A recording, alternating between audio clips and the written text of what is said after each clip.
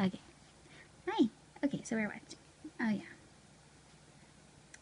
And she told how, when the sun shone for more than a couple of days, the clay began to split up into great handsome plates with deep cracks between, and how it felt to squish your fingers into the cracks and slowly lever up a dried plate of mud, trying to keep it as big as you could without breaking it. Underneath it was still wet, ideal for throwing at people. And she described the smells around the place, the smoke from the kilns, the rotten leaf mold smell of the river when the wind was in the southwest, the warm smell of the baking potatoes and clay burners used to eat, and the sound of the water slipping slickly over the sluices and into the washing pits,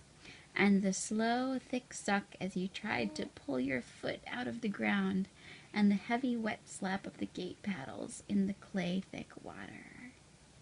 As she spoke, playing on all their senses, the ghosts crowded closer, feeding on her words, remembering the time when they had flesh and skin and nerves and senses, and willing her never to stop. When she told how the Clayburners' children always made war on the townies, but how they were slow and dull, with clay in their brains, and how the townies were as sharp and quick as sparrows by contrast, and how one day all the townies had swallowed their differences and plotted and planned and attacked the clay beds from 3 sides, pinning the Clayburners' children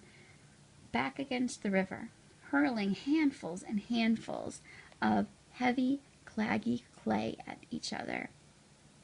rushing their muddy castle and tearing it down, turning the fortifications into missiles until the air and the ground and the water were all mixed inextricably together.